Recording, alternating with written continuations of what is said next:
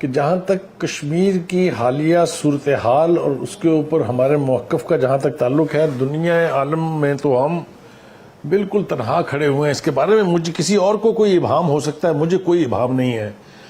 دوسری بات یہ ہے کہ جو اس سے زیادہ صدماتی خبر ہے وہ ہے ہمارے مسلمان دوست ممالک جن کی خدمت و خوشامد پر ہم نے 70 سال لگا دیے. ان میں سے ایک نے ٹوٹے منہ سے ابھی تک ہندوستان کو کنڈیم نہیں کر کے دیا. یہ دو جو ہمارے دوست وزیر خارجہ آج اس ملک میں تشریف رکھتے تھے کہ وہ کشمیر میں جو بروٹیلٹیز کر رہا ہے، جو بربریت کے مظاہرے کر رہا ہے، جو ہندوستان کا میڈیا، ہندوستان کے سابق فوجی جرنیل، ہندوستان کی سیاسی قیادت جو کچھ کہہ رہی ہے، ہم اس کے مقابلے میں کہاں کھڑے ہیں، ہمارا اس کا کیا رسپانس ہے؟ جہاں تک اس بات کا تعلق ہے کہ کشمیر کو آزاد ہونا چاہیے، کشمیر کے لوگوں کو حق خود ارادیت ملنی چاہیے، کشمیریوں پہ مظالم کا خاتمہ ہونا چاہیے، کشمیر کو پاکستان کا حصہ بننا چاہیے، اس پہ تو پوری پاکستانی قوم کا اتفاق ہے.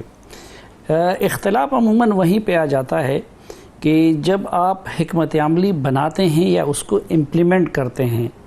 مثلاً ہمیں جو پاسٹ کی ہمیں مثالیں ملتی ہیں تو حکومتوں کے یا پولیٹیکل لیڈرشپ کے یا ملٹری لیڈرشپ کے اختلافات کی. ایک تو جو سب سے بڑا زخم پہنچا اور نقصان پہنچا خود کشمیر کاس کو بھی، وہ 71 کا حادثہ تھا. اب اس کے لیے یا خان ذمہ دار تھے یا کون ذمہ دار تھے. پھر دوسرا جو سب سے بڑا نقصان پہنچا وہ کارگل کا ایڈونچر تھا جو جنرل پرویز مشرف نے کیا. دیکھیں اس وقت جب واجپائی صاحب پاکستان آئے تو بڑے باوقار طریقے سے، یعنی پاکستان کے لیے وہ بڑا باوقار مقام تھا کہ واجپائی آئے، مینار پاکستان کے نیچے کھڑے ہو گئے. پھر لاہور ڈکلیریشن میں کشمیر کا 2 مرتبہ ذکر ہے اور اس پہ ڈائیلاگ کی بات کی گئی ہے، اس کو حل کرنے کی بات کی گئی تھی. لیکن بدقسمتی سے اس کو کارگل نے سبوتاج کیا اور اس کی وجہ سے وہ پروسیس، اور ابھی ہمیں شاید وہ پیکج کبھی نہ مل سکے جو اس وقت انڈیا کی طرف سے تھا.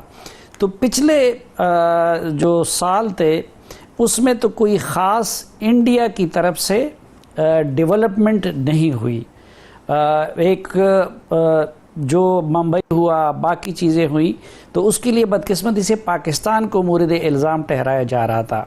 اب یہ کچھ جو کیا ہے نریندر مودی نے، تو وہ 4-5 حوالوں سے انہوں نے کشمیری بیچارے تو ٹھیک ہے پس رہے ہیں، مر رہے ہیں، لیکن پاکستان کے لیے ایک ایسی فضا بنا دی ہے کیا کہ باؤنسر دیا ہے.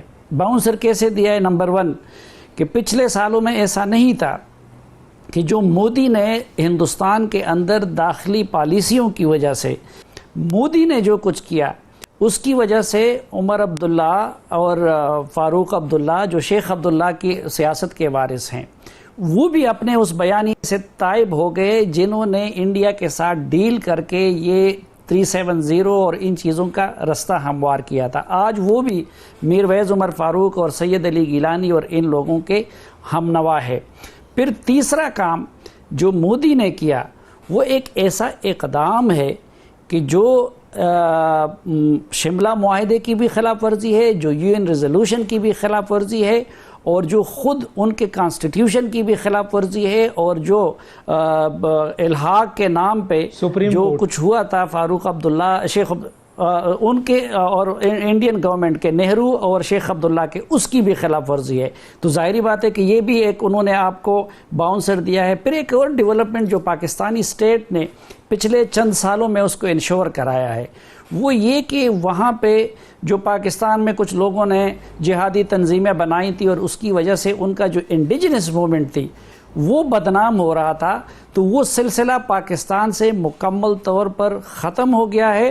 اور کشمیریوں کی جدوجہد وہ پہلی مرتبہ ایک انڈیجنس، پاپولر اور نان وائلنٹ جدوجہد بن گئی ہے، جس کو نہ اب القاعدہ سے جوڑا جا سکتا ہے نہ کسی اور سے جوڑا جا سکتا ہے. اور ظاہری بات ہے کہ اس وقت دنیا کے عالمی ضمیر کو یہی چیزیں جھنجھوڑنے کا باعث ہوتی ہے.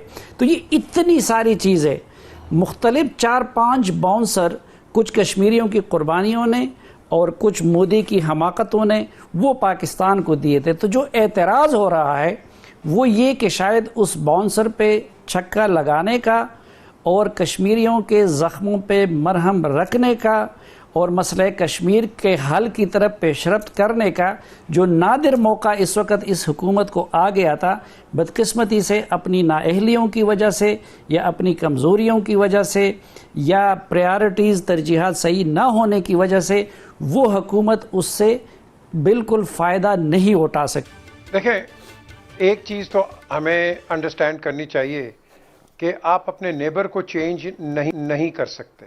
70 سال سے یا وہ ہمیں بلیم کرتے ہیں یا ہم ان کو بلیم کرتے ہیں۔ ٹھیک ہے، اب کوشچن اٹھتا ہے کہ کیا ہم سینچریز ہی اسی طرح گزاریں گے ایک دوسرے کے ساتھ؟ عمران کا انیشلی اچھا انیشیٹو تھا، یہ پہلوں کا بھی رہا ہے کہ بالکل تجارت کرو، لیکن ایٹ دا سیم ٹائم آپ کے جو کور ایشوز ہیں، ایک تو آپ کا کشمیر کا ایشو ہے، ایک آپ کا پانی کا ایشو ہے۔ ان دونوں ایشوز پہ آپ نے بیٹھ کے بات کرنی ہے۔ اگر دونوں ایک ہیڈ لاک میں لگے رہے رادر دین اے ڈیڈ لاک، تو پھر نہ کشمیر کا مسئلہ ریزالو ہو سکتا ہے، نہ پانی کا مسئلہ ریزالو ہو سکتا ہے۔ یاد رکھ لیں، پاکستانی قوم نا بھارت سے کرکٹ میچ ہارنا برداشت نہیں کرتی، پوری دنیا سے ہار جائے۔ ہمارے گھروں کے بزرگ، بچے، نوجوان، عورتیں جب بھارت اور پاکستان کا کرکٹ میچ ہوتا تھا مسلے پہ بیٹھ جاتے تھے۔ کھڑکی سے باہر ٹیلی ویژن آتا ہے میچ ہار جائیں تو باہر پھینک دیتے ہیں سڑک پہ۔ ڈو یو تھنک ایک طرف لاکھوں لوگوں، ہماری بہنوں کی عصمت کے زندہ انسانوں کو مار دیا جائے، دفن کر دیا جائے منو مٹی، بچوں کو ماؤں کے سامنے، ماؤں کو بچوں کو سامنے ذبح کر دیا جائے۔ ہاں، پاکستان تمام ممالک کے ساتھ دوستی چاہتا ہے، بشمول بھارت، لیکن پہلے کشمیر، پہلے ہمیں آپ پڑھاتے ہو کشمیر بنے گا پاکستان۔